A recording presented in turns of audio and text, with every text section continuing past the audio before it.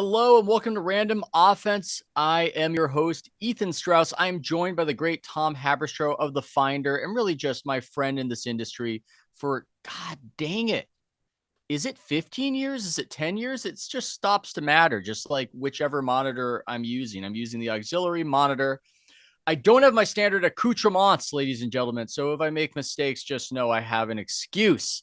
But we're going to talk about a guy who would never make an excuse to begin this show. Bring Tom on. We're going to discuss how I forgot to say the word discuss, and we're going to discuss the great LeBron James having sciatica or some such, being out a month. I should take this seriously. And not only that, Tom, before we get to the topic docket, our lists of what we're going to discuss, we have to talk about this fake advertisement that LeBron James hoodwinked us on. So we'll talk a little bit of cynical NBA, and then we'll get to a little bit of cynical media and this whole ratings shenanigans that ESPN admitted to. We'll talk about the epic Phillies choke job, and we'll also discuss why LaMelo Ball says his new nickname is 6'7", and why your child understands that, but you do not. Tom, how you doing? I'm good. I feel like the 6'7" thing hits my sweet spot here because I live in Charlotte and I also have an 8-year-old and a 6-year-old, and my Mm. wife works at an elementary school. So all of this stuff, and I cover the NBA. So like all of this, I should be the one who knows what 6'7" is because I'm getting hit from all different corners here.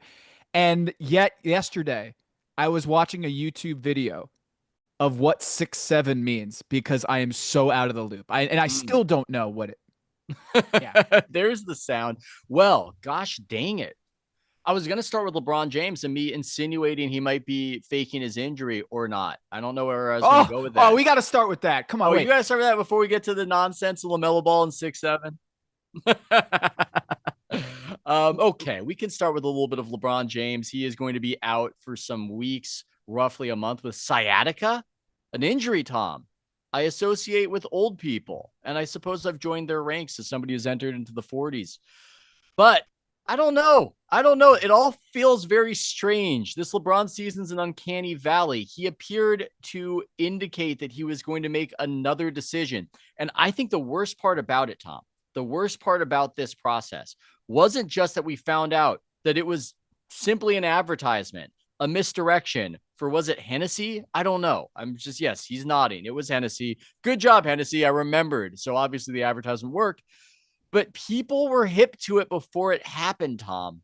LeBron James, arguably greatest player ever. Loved watching him play. There is something about him that is just hard to be believed at every moment, every turn. Am I being too harsh? It is so annoying to me that he chose to spoof the lowest point of his career, the lowest like PR rating of his career. And it wasn't inventive, it wasn't corny. It reminded me of the fact that like the that Hollywood is constantly obsessed with existing IP. Mm. That LeBron had to come out with a big Hennessy ad and they're like, what should we do? And it was, let me go back to the decision. And that didn't really make any sense about what the decision was. Yeah. Was there a decision about which drink I'm going to make I've that everyone was going? decided to become an alcoholic. This is what I want to do in the final year of my career. And then I don't know if you saw this on Sports Center. Matt Barry get like a clip went around where Matt Barry, the Sports Center anchor that I've done shows with, I really like Matt Barry. I don't know why I have to qualify this when we get into You're like, taking a shot at Matt Barry. Wow. Oh well, my he God. made it. He cracked a joke about it. Mm. He was like, maybe LeBron should rub some Hennessy on his behind or his glutes to Mm. get back onto the floor. Ha ha ha. And people got upset about that. Like, we're not allowed to make fun of injuries, okay? But I'm Sciatica like, is serious. it's a Hennessy ad where he made fun of himself. And it's like, are we that? Is it? Are we living in that world where we can't make fun of LeBron doing a alcohol ad spoofing his own?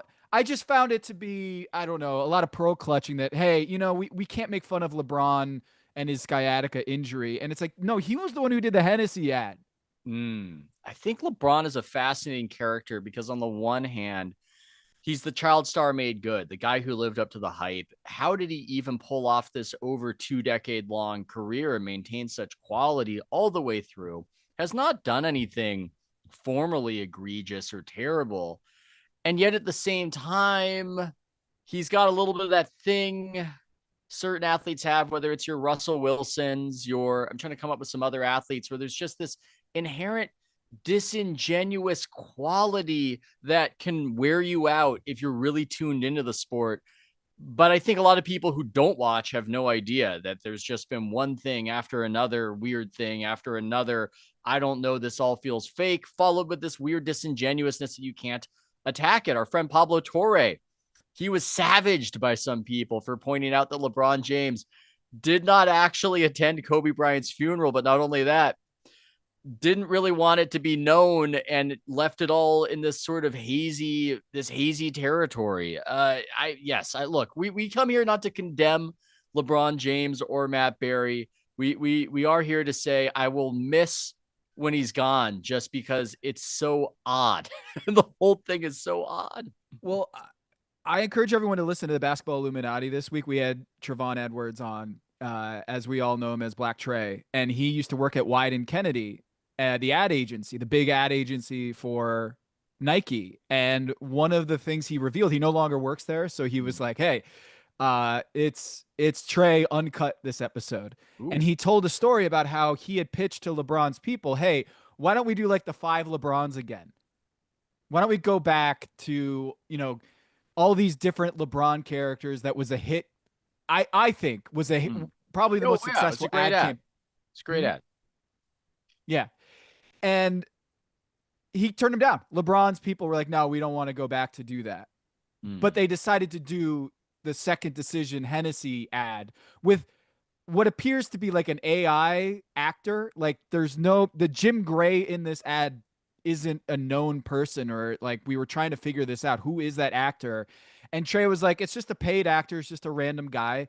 And LeBron could have done the 5 LeBrons, could have done something where they're hearkening back to an era where LeBron was well liked. And yet they decided to go back to this one. And the sciatica thing is the first time that I have felt that LeBron James is relatable. Really? Like the first time that I've looked at LeBron and been like, yeah, that makes sense. He is a human being. This is normal. For the whole time that I've been covering LeBron James, I'm like, this is not normal. What he's doing is not normal. And for the first time, not starting the season healthy is at 40 years old is the first time that I can look at LeBron and be like, yeah, that is normal. With a golfer's injury, or so I hear. I need to check myself for sciatica. I know nothing about it. I'm in dangerous territory, riffing extemporaneously and expounding on it. I think that the issue with some of these athletes, especially ones that are famous early, they don't have a good inclination as to why people are into them or what they would be into. They're great as athletes, and that's what people are drawn to. But I've heard about this with Caitlin Clark when Nike had her moment with her. I've written extensively about that. And a lot of it, I think, was Nike mishandling. But to be clear, I also heard that she wasn't the easiest to work with, and the way LeBron isn't the easiest to work with. And it's rare when you have an athlete who understands their persona and understands how it plays. From what I've heard, Kobe Bryant was that. Once he understood his persona and he got that people wanted him to have the Mamba mentality, and that's what needed to be sold. Not only was he great at selling it, he was great at making fun of it. If you remember those Kobe system ads with Kanye West, and he's just this caricature of the hard ass from Whiplash, but about sports. It's a rare thing. It's rare when you've got that synergy between athletic greatness and, oh, I know exactly, or I'll trust the people around me to tell me exactly what people want. You'd think it would be easy, but for some reason it's not. No, I think listening to Pablo and Dan Patrick and Dan Lebitard talk about LeBron struggling to figure out when it's time to hang up, and how everyone, including Dan Patrick and Dan Lebitard, are struggling to figure out when it's time. Yeah. And you say we're going to miss LeBron when he's gone. I don't think he's going anywhere. Like, I think he's going to try to be on our NBA broadcast in front of us constantly with his own shows. And you can see him doing game shows, Oh, uninterrupted then I want to be content. clear. I don't miss that LeBron. That LeBron is not one that that's not the LeBron I want, LeBron. The LeBron I want is the you dunking and making cool passes. I don't need the other stuff. You can go play golf. But yes, you were saying Tom. I just think he's going to be here for the next 20 years. I think he's going to be part of these broadcasts in a way that he's on DraftKings. He's trying to do, betting content on the NFL side.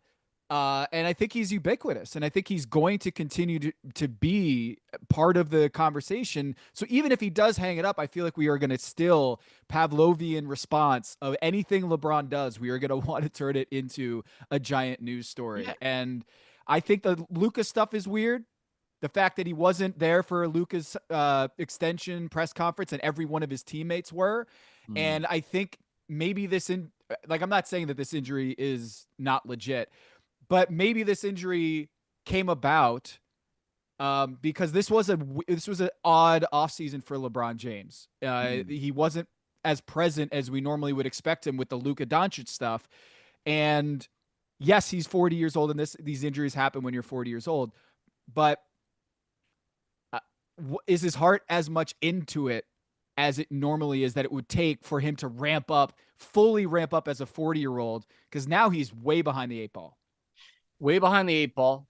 And the Luka situation, I think, represents the first time somebody on his team is regarded as more important than him. And he did not like it. It appears that he did not co-sign it, even though theoretically that's what his path to relevance was. And it opened up, but it didn't seem like he was in on it. And it seemed like he didn't like that he was in on it. And so there's a lot of discord and drama, passive aggression out there in Los Angeles. It could be a very ugly season, Tom. Here's the question we will give you. We'll give you a real sports talky question. I remind anybody watching, you can zoom in for a question of your own and have it answered live. Who will have the more uncomfortable season, Tom, in Los Angeles? The Clippers or the Lakers? 6'7". Kawhi is 6'7". Luka too, kind of LeBron. Anyway,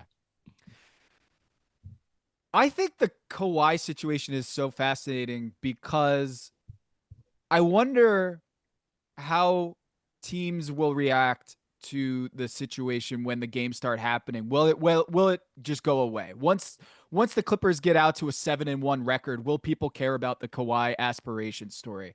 And I think that's something that I've thought about as I wrote a Substack last week about how the Clippers have shut down their YouTube channel where they're not putting out their media press conferences like they normally do, because I think Lawrence Frank and Kawhi Leonard did not avail themselves very well in their press conferences. I think they said too much and too little all at the same time.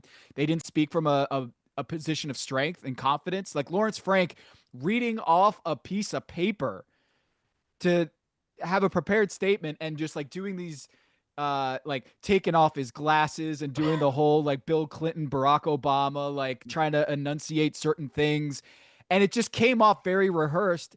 And it struck me that was probably the only time that he's going to have to talk about this publicly. And he didn't nail it. And now the Clippers are not airing it on their YouTube channel in the same way that they did last year and in press conferences this summer.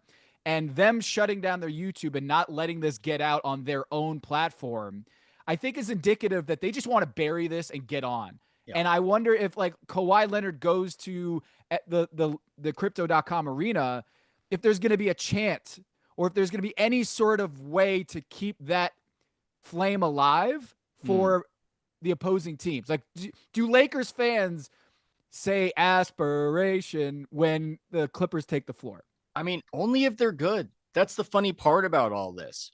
The funny part and what I'm learning, I used to think that we'd be mad at you for cheating. If you cheat in sports, we're going to be mad. We're just going to be mad at you. But what I've discovered, our anger is proportionate with how much you succeeded via the cheating. And remember the Astros, they had their signals, they're banging on the trash cans, everything else. People were furious about that. And absolutely why? livid. And why were they furious? Because they won World Series. Exactly. Because they dominated. If they had gone out like the Clippers and been this expensive joke of a disappointment, been something more akin to what the Mets have been in certain seasons, then it would be a punchline, but you wouldn't have genuine just anger, that passion. I don't detect any of that passion. I see plenty of reason to go, oh my God, what the hell happened? How is Kawhi Leonard getting these checks from a defunct company? And how is the money getting funneled to that defunct company from the one minority shareholder in the Clippers who happens to be Steve Ballmer's college roommate? This looks pretty bad. This looks like cheating. Looks like, allegedly, whatever you want to throw at it. But I don't detect the anger in the fans. And as Amin has pointed out, it's because they failed, because they gave away the future MVP and champion in SGA in order to build this whole Kawhi empire. And so because of that, I don't know if they slip out the gate or they're not that great. I don't think there's going to be much anger. If they're dominating, people might get mad. That might happen. But this just feels like a scenario where there would be a lot more anger if they were better at the gambit.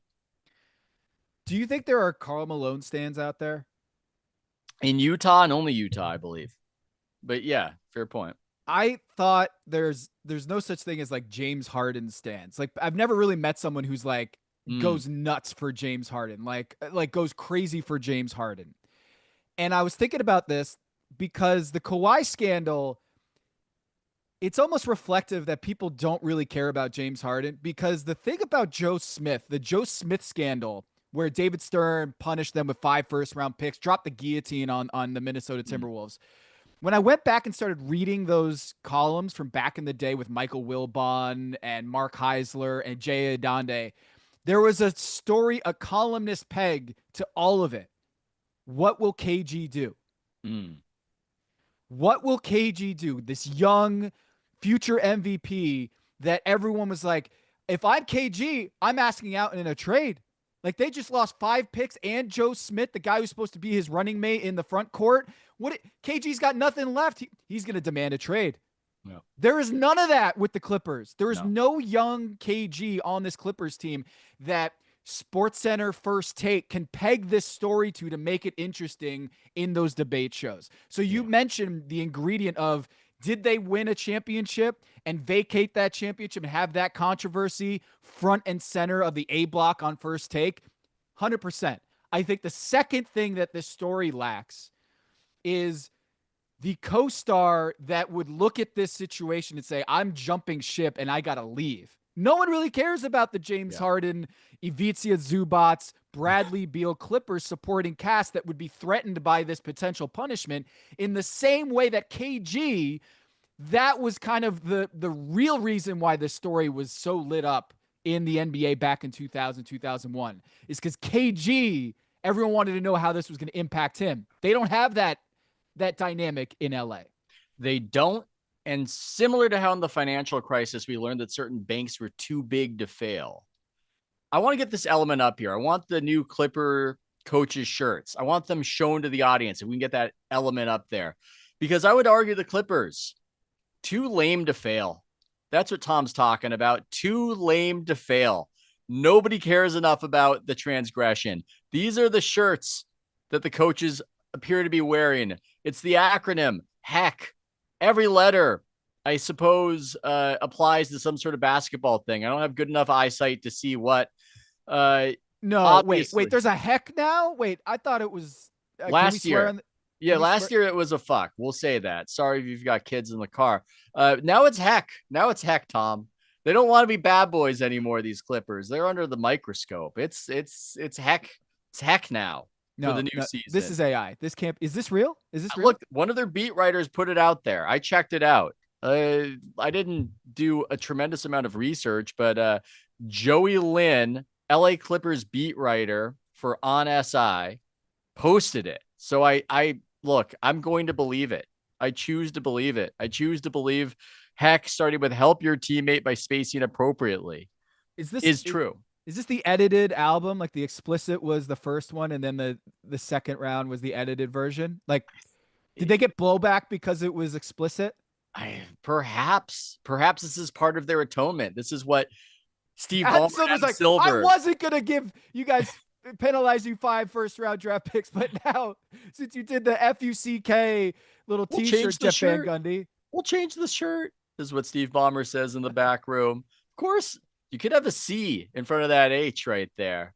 Yeah, a little C in front of that right there. That would be a little bit more fitting right there. What would that acronym be? Creating investment opportunities could be that one for the CHECK. Yeah, the Clippers. It annoys me, the whole phonetic K that isn't a K, it's actually an N sound. So know your role or whatever it is, like K, know Yeah. your role. So my 6-year-old, Mhm.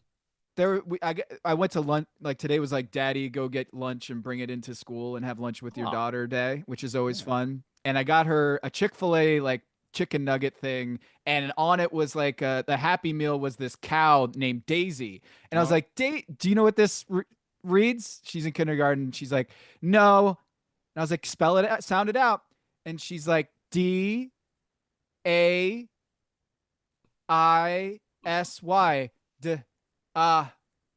Is why.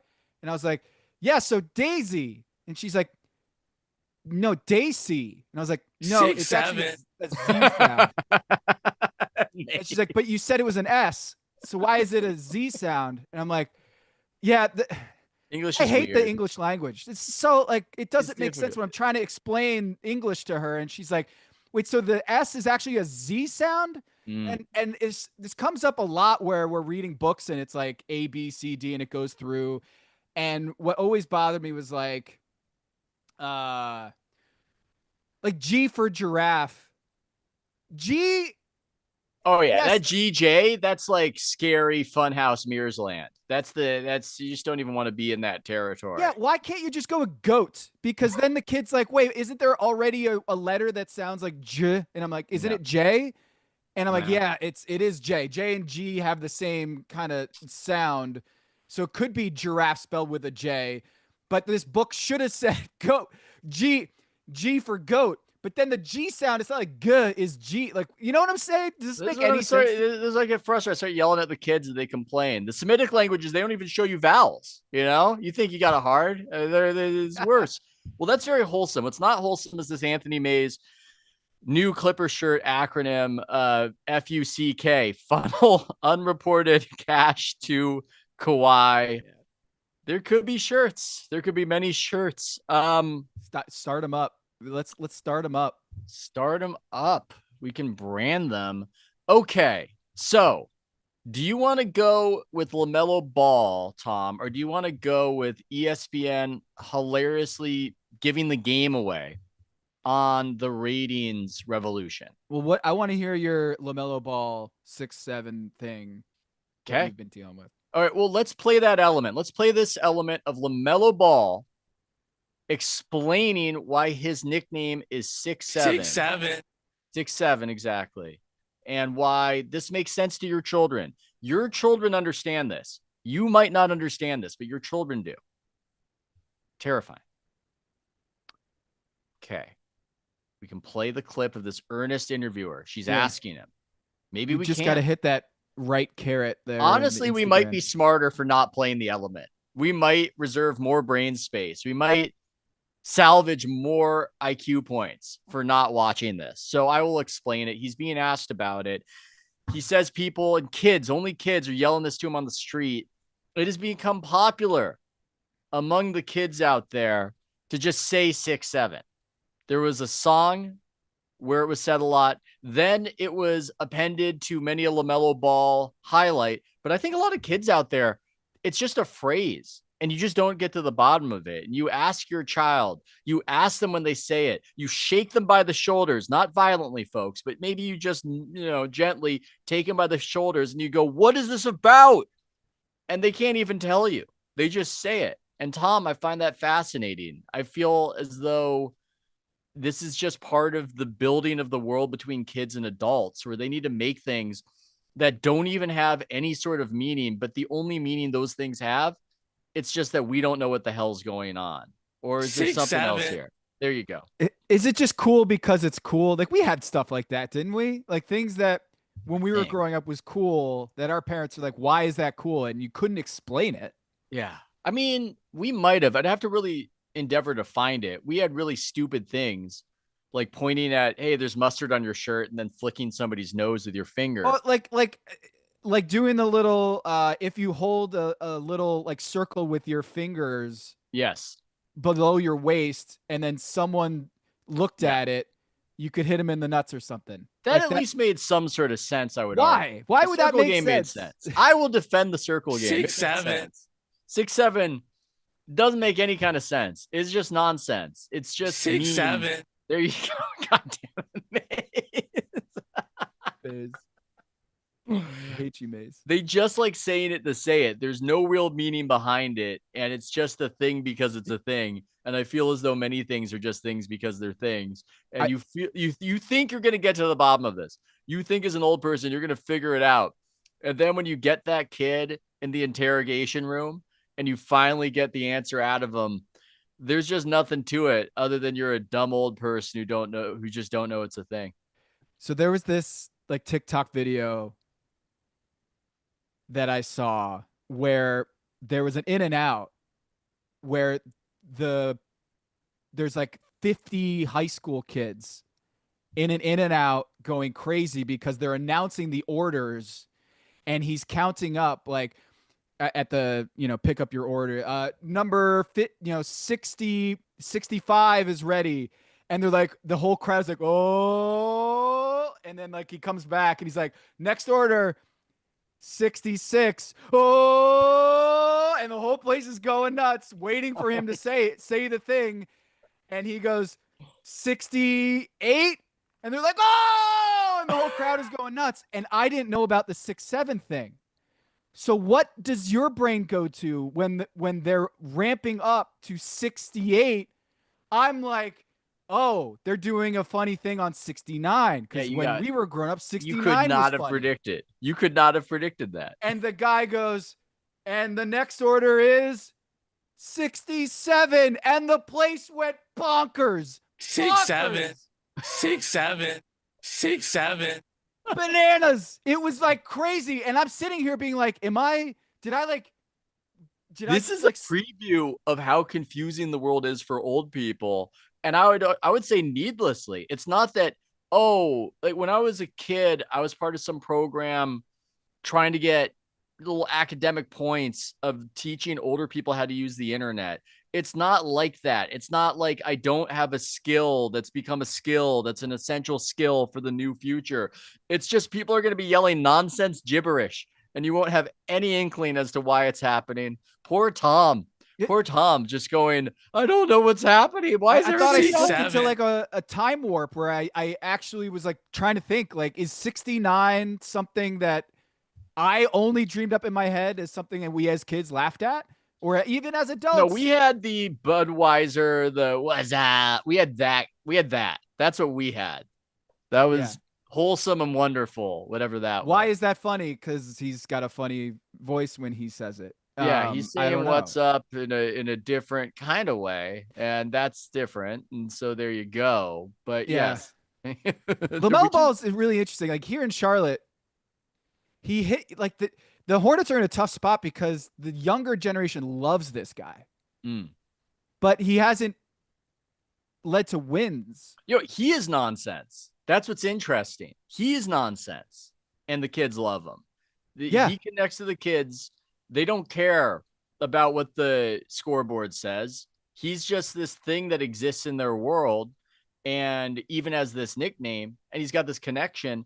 It's a very strange cultural issue, Tom. The NBA wants so badly to connect to these kids.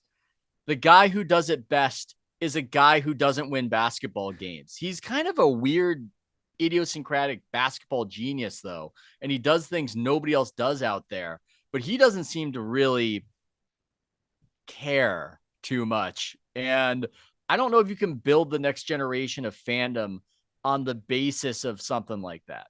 Yeah. I mean, is that an old thing? Is that a boomer thing? That we had Jason Williams. We had Jason Williams with his little elbow passes and all that. when I was a little kid. That was a thing, but there's a little bit of that. But this is kind of different. This guy lives in the meme world. He lives in the meme space. He's like in some sort of Minecrafter world that's off our map, and we just see that Charlotte's terrible year after year. Well, this guy is popular, and popular in this way too, where I think my son was describing that a basketball player said it. He didn't know LaMelo is involved in this, but he knows at some level. It's just very, very strange, terrifying. This world we're entering into is. Aaron Reyes might have some thoughts on it. He is looking quite happy. He's wearing a Dodger shirt. Can you imagine, Tom, winning that way and acting proud of it the next day that you won, not with some heroic blast from a Kirk Gibson, but from a guy just forgetting what to do with a baseball on a shirt. You got to play it all the way through. That's just it, right? It's fundamental. I'm not denying you won fair and square. Yeah. I'm not denying that. I'm just saying. I mean, no. It's like when people talk about the Tony Romo dropping the snap, they don't talk about, well, what did the Cowboys do in the whole fourth quarter?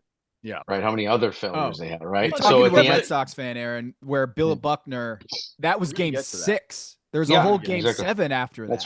That's right. And actually, I was going to have this element for later, but I've brought it to the fore, and we're keeping Aaron on. Can we show the element of just some Phillies fans live streaming reacting to this? Because I like it.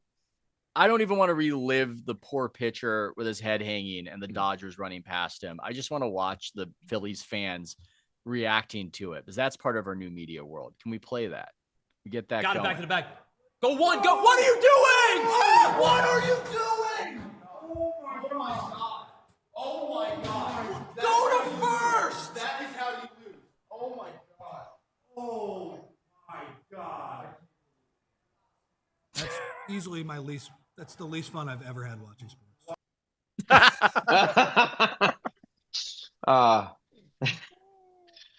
Okay, we can talk about that, but let's talk about your whatever you came here to talk about. No, I mean, so look, I think we're in this really interesting era in fandom across sports, where the leagues and the media that you guys are part of have to, in some ways, sort of reconstruct the connection that you have with the fan base.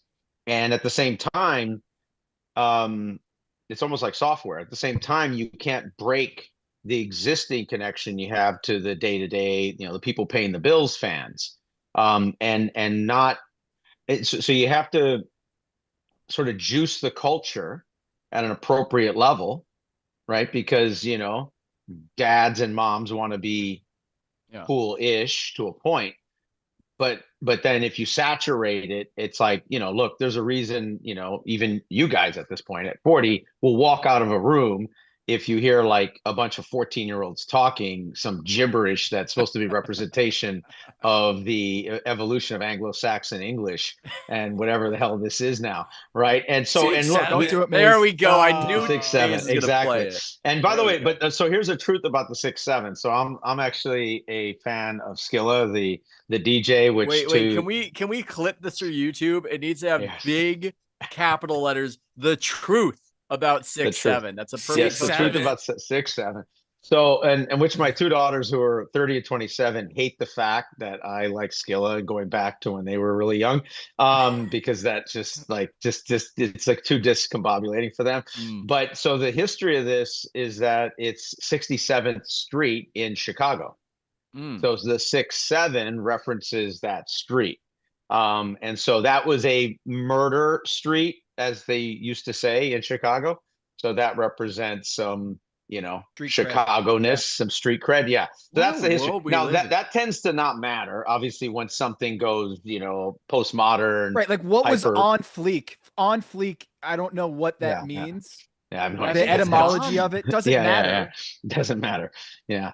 So. Well, I was just talking about this with a friend of, I don't know how things used to become uncool back in the day. Now it's instant. You're told like, this is not a thing anymore, and you feel it. The first thing that felt like that, first one that I can remember, I knew at a certain point that saying, "I'm Rick James, bitch," that was uncool. that was what a lame person does. But for a few weeks, it was cool. And I don't know how we arrived at that without social media. I don't know. So I would argue there's a duality in Rick James, bitch, which is, and you could write a dissertation on this. So in a public setting, that's totally true. Inside your cohort, so I got a couple friends of mine, one of my good friends from the Army, and then a friend when I worked at the time. Yeah, actually, yeah, I was working at Cognizant. I worked at a big IT company for about 18 years, who was cool. And we just randomly started using it every time we go into a lame meeting or whatever. And we just turned it into, like, we would hide it. Like we'd put like RJB into the slide on the side at like 8 font. And we just look at it. Like, we just started pounding it into each other. And to this day, if one of us is just randomly saying something, we'll just be like, Rick James, bitch. And then, and like, if you met them, so you're saying you could say this to them. It should have never stopped being cool, Yeah. is the argument you're making. Yeah, Anthony May's post, on fleek was coined in mere seconds by a Chicago teenager, Kayla Newman. In June 2014, she, under the username Peaches Monroe E, posted a super short Vine video where she describes her eyebrows on fleek before going out to a party. Just the way things can turn into things, folks. How a street in Chicago can have a lot of murders, and that can turn into a nickname that has nothing to do with that for the star of the Charlotte Hornets. But by the way, this is a history that's very unique in American English, because I have English friends, and I always tell them I speak American. Yep. You guys speak English, and it's not like a joke. Like, they learn the King's English, like, regular primary school kids will, by 11th year, have a greater command of the English language than English majors in college here. I mean, just because of what they have to read. And I mean, it's uniquely different. We speak American, which is this globally exported language that's being reconstructed all around us in every region, and probably 50 subdialects at this point, or 100 of them. And this goes back, you go look at, Gangs of New York, right? Like, go look at that era. We've always had these dialects because of how much immigration we have, and that you need this starter kit of a few thousand words as a American to just get through daily life. And that's it. Once you get those few thousand words, we all, you're making a profound point. You're making a profound point. I'm interrupting you to say that I found the accents in Gangs in New York, specifically Daniel Day-Lewis, to be implausible. Just, you really think back then they were sounding like, hey, it's Gangs of New York over here. It's the Civil War. Yeah. I don't know if they were talking that back then. So I'm a DDL determinist. He's a sub Jesus to me. So anything he does is just top of the food chain. How dare you? So I will fight to the death for he's Danny gonna drink Day-Lewis. your milkshake if you keep going with that. 100%. You're a boy, Ethan, a boy. Yeah, exactly. I have a straw that reaches across the room. Yes. Okay. Eventually, we should get back to the show, I suppose. Maybe.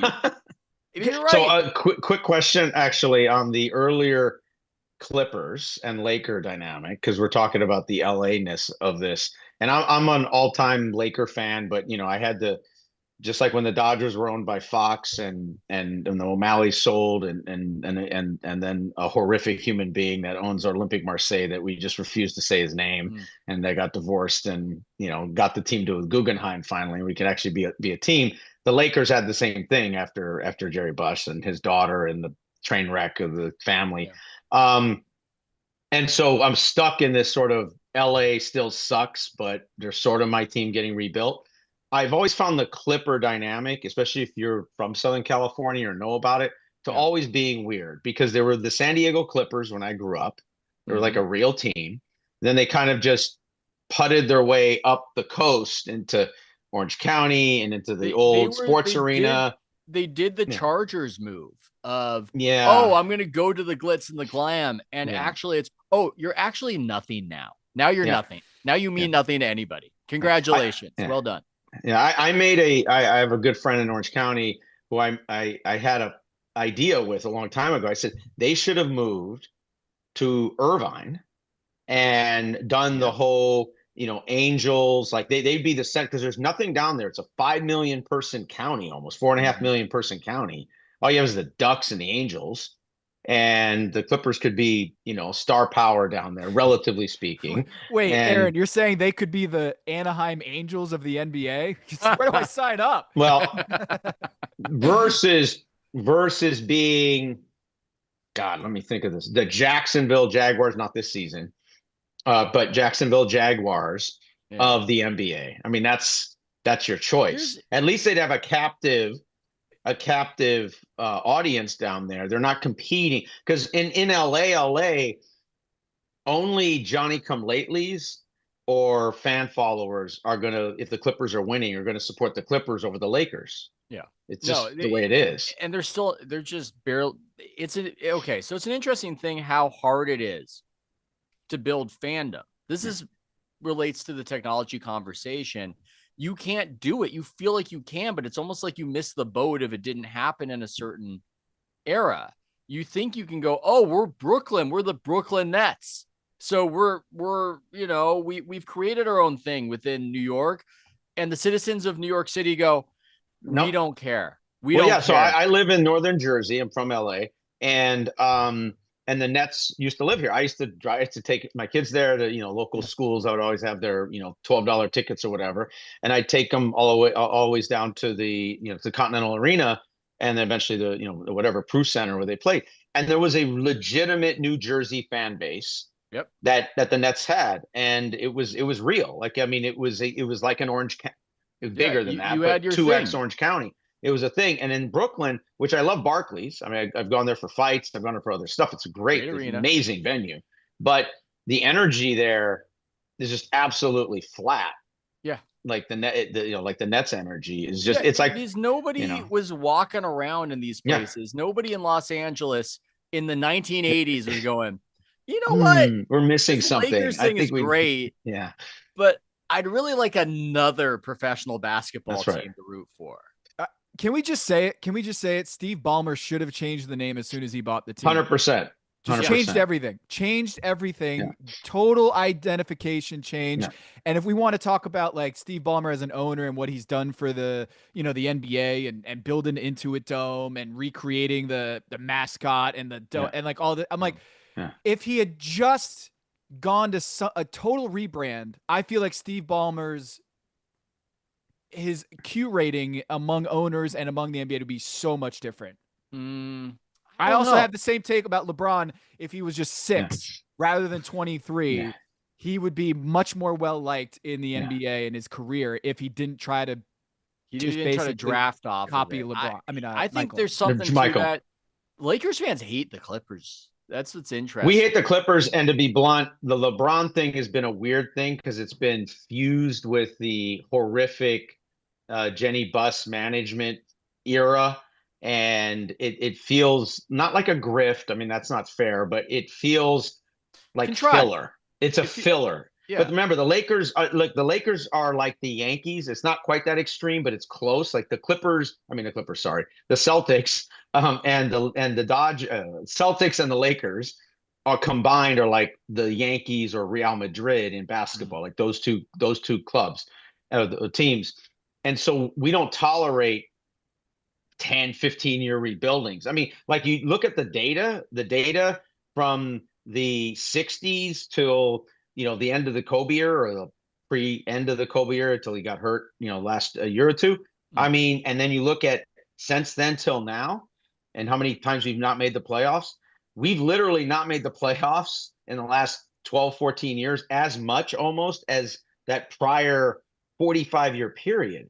I mean, it's just like a history. It'd be like the Yankees being, consistently 80 and 82 for like a decade, right? That's just not tolerated in the culture. And I think the problem is LeBron's associated with that. I still don't think they'd fire the GM and the manager, given the way they're running things over there in New York City. But what I mean is that LeBron is associated with this below average, and I think that's the honest answer. If the Lakers were not even called the Lakers, pretend they're the New Orleans Pelicans and they had this record, you just call them below average the last 12, 14 years. And for LeBron to be there for now, 7 years and Six, just seven. piling. Yeah, 6'7". That was really good, actually. That was good. I didn't That's even so I didn't even fast, tease Anthony. that one up. That works. That works. The But to fastest be there gunslinger in the for West.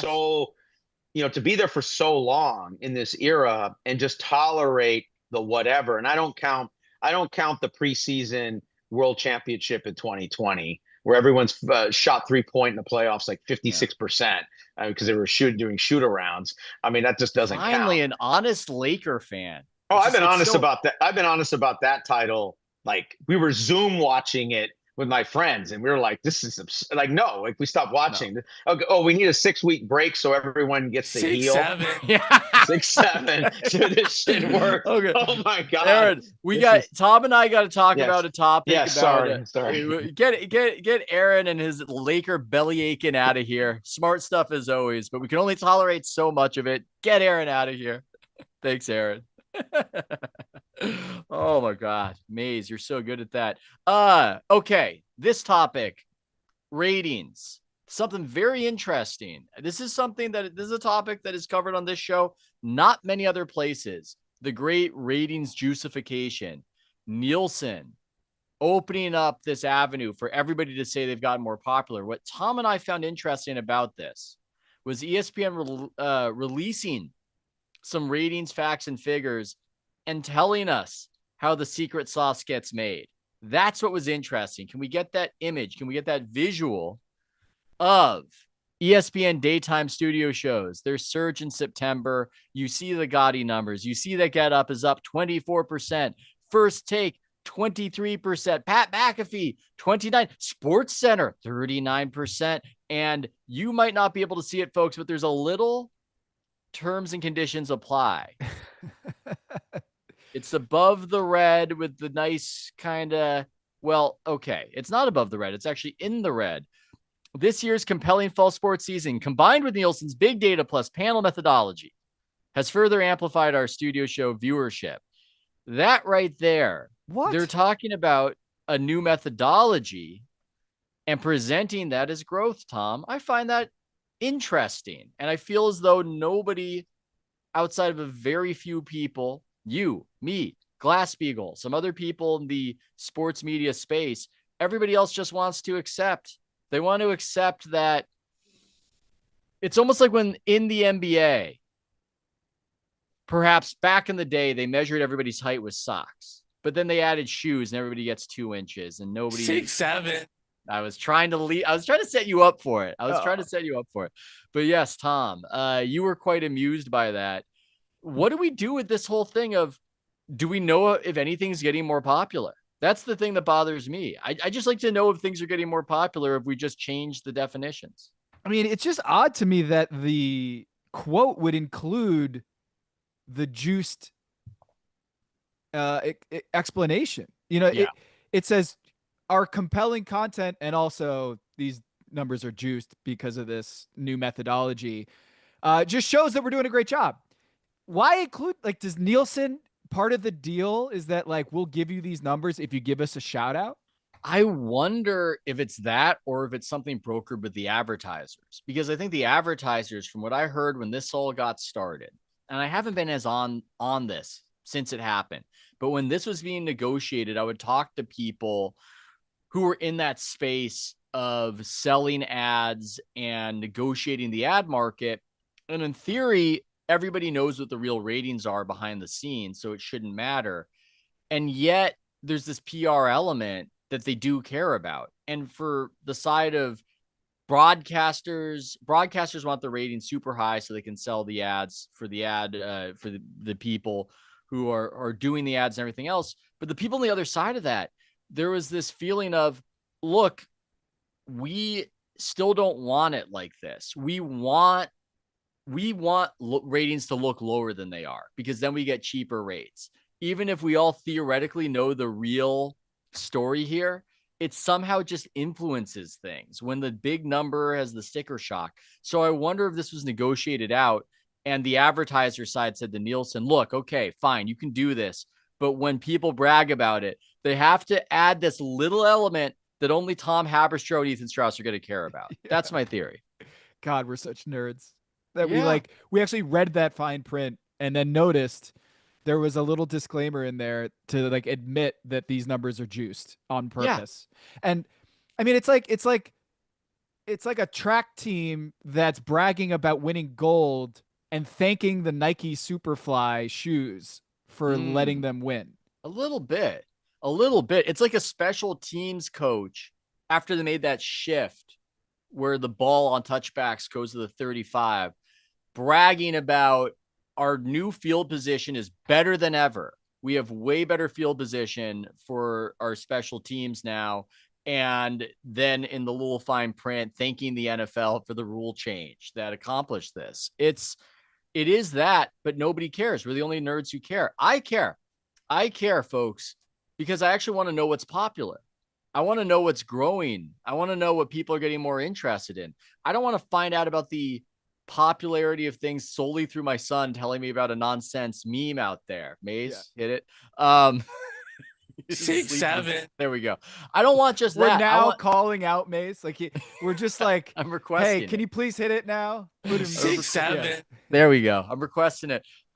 Yeah, I want to know what's real. And the crazy thing about this to me, Tom, is this. It's weird to me that as so many things have improved, this has gotten worse. As so many things have improved, simply knowing how popular things are, how popular televised entertainment is, that has been made, I don't want to say impossible, but you used to know. In the 90s and the early 2000s, they had the Nielsen box, and it would tell you, oh man, ER is really popular. Well, how popular is ER? It's like 30 million people watched it. And you would trust that and you would understand that. Now, everybody is just rushing to the trade publications saying, well, actually, despite what Nielsen says, we had all these streams. And then Nielsen says, well, actually, we're juicing the numbers because that's what the broadcasters wanted from us. We're in a zone where only by word of mouth can we perhaps understand how much people are into things. That's crazy to me. Yeah. Remember like the whole Facebook Live thing that the numbers were juiced? And I remember being at ESPN or somewhere and all our bosses were trying to get us on Facebook Live because we got a lot more audience, a lot larger audiences there. And then the scandal broke out that they were juicing the numbers and no one was on Facebook Live anymore because they realized it was fake. Yeah. Yeah.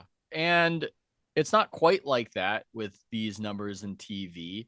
A lot of people do watch these shows.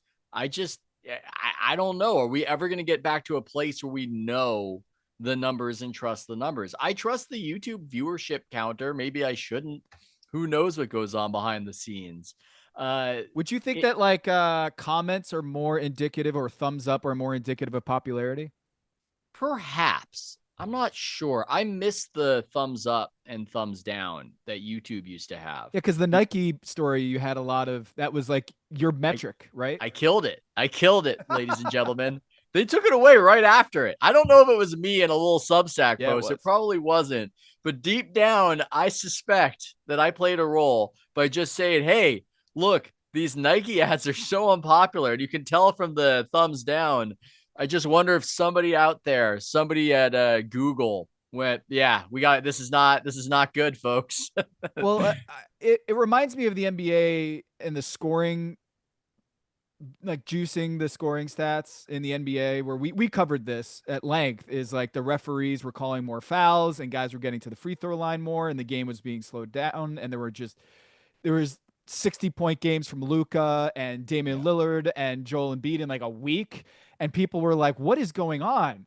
And I remember the other day just seeing this stat and was like blown away by it that Joel Embiid 2 years ago averaged 34.7 points per game. 6-7. Kind of 33 points lower than that. But the point is like, I was like, whoa, Joel Embiid averaged 34.7 points per game. 6-7. God damn it. I was blown away by that. And I just remembered being like, oh yeah, because of the, everything was juiced a couple years ago with a lot of the stats there. And it doesn't mean the same thing when Joel Embiid is averaging close to 35 points a game. I wanted to just switch gears real quick and just say shout out to Hoop Speak Live and what we're doing Oh, here. We yeah. kind of did like 15 years ago because Derek Thompson just did this story for his Substack about how everything is television now. And it reminded me that, Ethan, we were kind of pioneers in this space on Hoop Speak Live, the show that you did, Zach Harper, Beckley, where we would just have a live podcast on video. And that didn't seem so kind of innovative at the time, but now every show now is a podcast on video, including this one here. We should have stuck with it. If only we'd known. If only we'd known that this would be the thing, we would have stuck with it. And do you have the origin story of Hoop Speak Live? I have no memory of how I started to do that. I think it was Beckley. He was more business minded, and I was just a content guy, and I would draft off some of his ideas. By the way, in private, ladies and gentlemen, Beckley did reach out, Beckley Mason, who you might know or not know about, and credited Tom for popularizing the NBA term gravity, for making that a cultural meme and getting that out there. So just, free associated. I invented gravity is what you're saying. You invented gravity. Did you God. invent gravity? Are you Isaac Newton? Is that you? Do you I only came up with that because Dwayne Wade had such gravity at the 3-point line where defenders were always so close to him when he was off the ball. And I was blown away by that because in the data from Second Spectrum, these 3D cameras that were tracking every player's movement on the floor like 60 times a second, 67 times a second. Oh my God. He was Maze. asleep at the wheel. Yeah. Klay Thompson had the most gravity off the ball. Then it was Kyle Korver off the ball had the most gravity. Stephen Curry. 6'7". And then it was like 10 other amazing shooters because they're great shooters. You don't want to leave them on the off the ball. And then it was Dwayne Wade. And I was like, Dwayne Wade has this weird gravity to him that when he's off the ball at the 3-point line, he's a terrible 3-point shooter. And yet he's guarded like he's Reggie Miller. And that was this amazing little, like, that's a mystery. And I wrote about it. And Dwayne Wade, I walked up to him at practice, at Heat practice. I was like, hey, man, I just looked at some analytics about your 3-point shooting. And and I stumbled because I said the A word. Yeah. You can't say analytics in front of an NBA player and they'll just hate you. They'll be like, the brain just shuts down. They're like, that's my enemy. I don't want to talk to you anymore. And I was like, oh, okay, I got to switch up. So I go, Dwayne, do you think when you're on the 3-point line and you don't have it, you don't have the ball and they're guarding you like you're Reggie Miller, like Ray Allen, and he lights up and he's like, yes, Tom, you figured. I've been feeling this for the last 10 years of my life and no one's been able to explain it to me. What is going on there? And I went through the numbers and he lit up, but only because I didn't say numbers or analytics or anything. And then they were locked in. Players are afraid of the analytics word and like gravity is a little bit scary.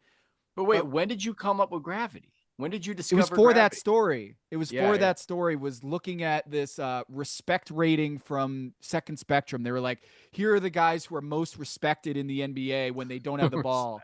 And I was like, it's like a gravitational pull where like the defense, Kyle Korver has a lot of gravity to him. Like it's 6'7".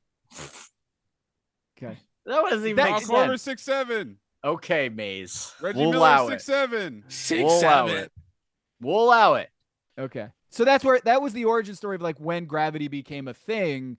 And then I remember Kevin Pelton and I were writing about, which players had the most gravity.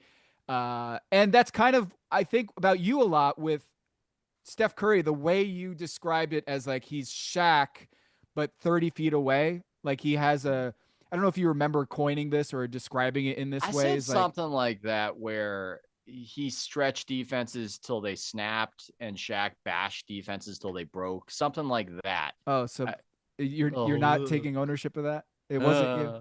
Well, it's like he's guarded like he's Shaq, but like 30 feet away. Was like this guy who would just tilt the defense like crazy 30 feet away, and that was gravity. Well, it's just, again, maybe memes are part of this episode today because some of you might not know, but gravity is now talked about everywhere, all over sports. And that was just inserted into the lexicon. And it's got that Sapir-Whorf hypothesis aspect where when you name something, you can recognize it better.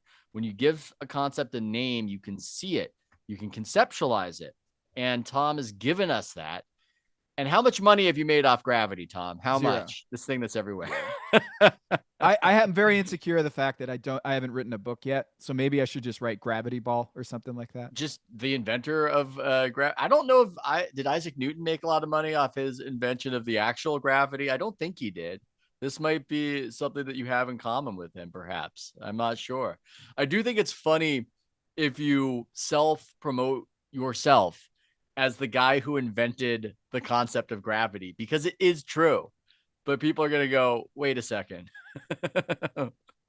Man, that's, yeah, I guess I gotta, what would I do? Put in my like YouTube profile or my Twitter profile? Like, what would I think it's a put in my business card, my fake business card? It's a little tongue in cheek. And if you write a book, you're going to have an apple flying through a hoop right there. This is what this show has become. We should be ending the show right now. I apologize for not talking about Mark Sanchez. I didn't know what to say about that.